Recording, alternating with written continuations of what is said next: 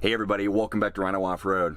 So I'm sitting here in my tent, in my driveway, unfortunately not in the outdoors, but I got a couple questions last week for my recent upload about my sleep system and the mattresses that I'm using. So today's video, I'm going to go over why I switched from the iKamper's included mattresses to the QOMOTOP twin and full mattresses, as well as why I didn't go with the Exped Duo like most do. Let's get to it. As the old saying goes, if mom ain't happy, no one's happy.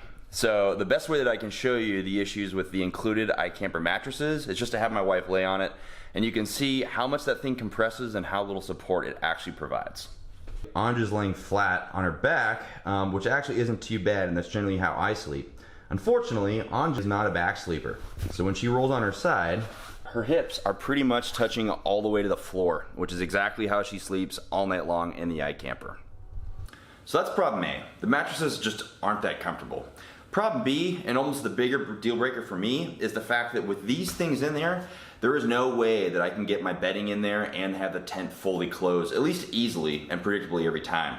The combined width of these, when stacked on top of each other, is almost 4 inches, which is something you have to contend with when trying to close the tent. So when looking online, the name Exped Megamat kept coming up, so of course I went and took a look at it. So the one issue with the iKamper, which is one of its strengths, is that it's large, right? But what that means is it requires 2 mattresses to fill both the larger and the smaller area that's on the fold out. So when you look at the cost of adding an Exped Megamat Duo as well as a single, you're looking at almost 600 bucks. And consider I'm spending that, or looking at spending that, right after I've spent almost $4,000 on the tent. As I perused Amazon, I found a company called QOMOTOP that makes both a double and a single self-inflating mattress that inflates up to 4 inches. These things are about 3/4 of an inch thick each. So on top of each other, instead of having to close against 4 inches of mattresses like the stock iKamper ones, I'm really doing about 1.5 inches, allowing me to add, again, another couple inches of bedding or pillows or whatever else that I want to leave in the tent, which has been awesome. So each mattress has a single valve for inflation and deflation. All you have to do is unscrew the cap, open it up, and then rotate this valve one way or the other depending on if you want to inflate it or deflate it. If your goal is to inflate it, you'll rotate this valve until it's sitting flat, and you can probably already hear it starting to take on air. Now the feature that probably sold me the most on the QOMOTOP is the bag that it comes in. Now obviously I don't really need the bag to store the mattress itself since it lives in the tent, but what's really cool about the design is it has a one-way air valve on the bag, with the other end being able to open up. So what it allows you to do is once the mattress is mostly inflated, you can scoop some air, roll the bag up, connect this valve into the valve on the air mattress, and then it acts as a means of filling it up or topping it off without the need for any kind of electrical power. Now in case you're curious about how long it takes to actually inflate, I'll show you a quick time lapse. I set up a ruler to measure its final height, but unfortunately the inflation of the mattress ended up knocking it over, but it ended up being about 4 inches.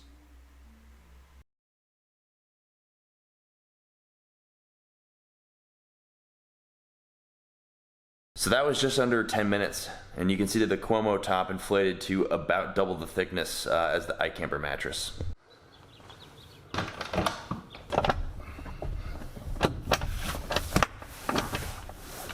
Alright, so I thought I'd show you guys first what the double looks like when it's up in the tent. So the double here is pushed up all the way against the back, against the hard shell, and it just falls short of the seam here where this piece folds in when folding the tent. So it's pretty much perfect size for that. So the single shoves pretty much right against the edge of the tent here, and then it can basically be pushed, especially when inflated, right up against the double. And that's how you get self-inflating mattress coverage through the entire tent. Now let's fill them up. I've got both mattresses mostly inflated. I gave them about 10 minutes to self-inflate, but I didn't really want to wait any longer. And even when I'm camping, I don't really have to because of this bag. So what you do is we're going to unscrew this valve. We're going to make sure that the valve is still on the inflation setting. We're going to open up this bag to ensure some air is let in.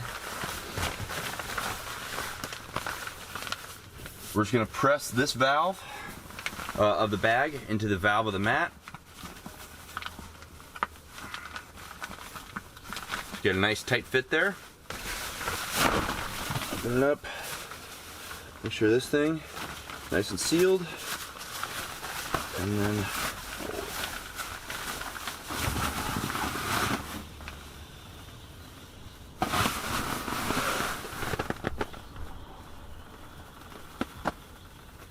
alright guys, so we got both mattresses inflated, and I'm going to show you how we sleep in the tent with them.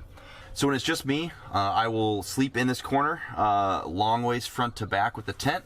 And usually I just inflate the single and then leave the double deflated just because I don't need all the room.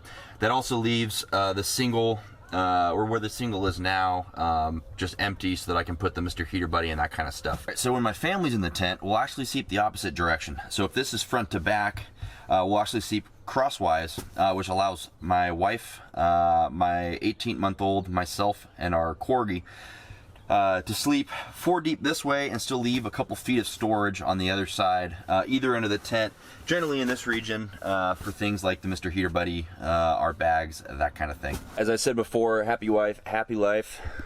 Anj, what do you think of the upgraded mattresses? Yeah, definitely an improvement. Yeah. Especially for a side sleeper. What's nice about these is being 4 inches thick, there is no way you're going to feel anything under the tent. None of the bolts that attach the tent to the frame, any of that stuff. So for 280 bucks, I think this is an absolute no-brainer.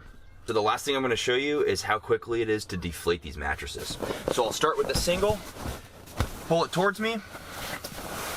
We're going to open the valve, and then we're just going to rotate it to the deflate setting. Just like that. Now, I usually will take the other end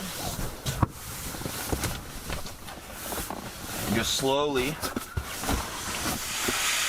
roll it towards me as I push the air out.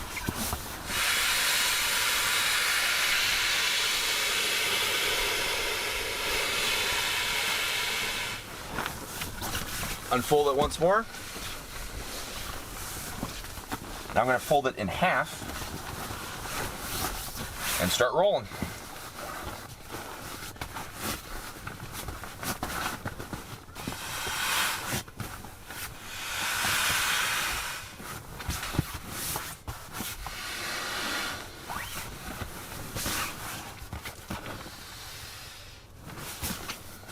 We'll screw the cap back on.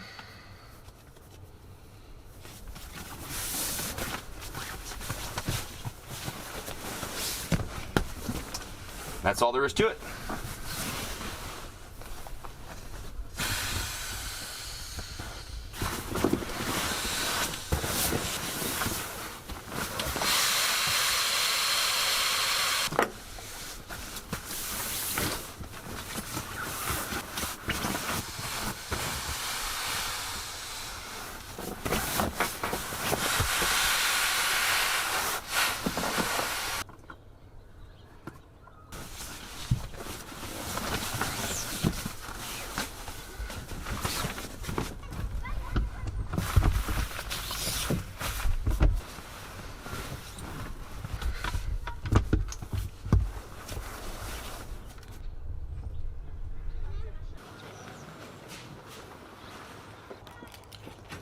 Normally with the old mattresses, I was having to sit there and really wrench down on the top to try to get the lid to shut, or have my wife maybe push from the top, especially when it's freezing outside and it's snowing on you. Like, these are things you don't want to have to do.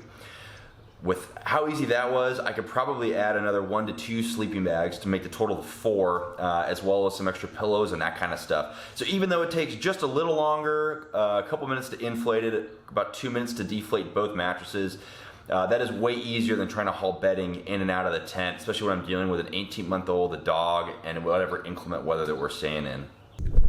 Alright everybody, that's going to be a wrap for today's video. Go ahead and hit the subscribe button if you found that helpful.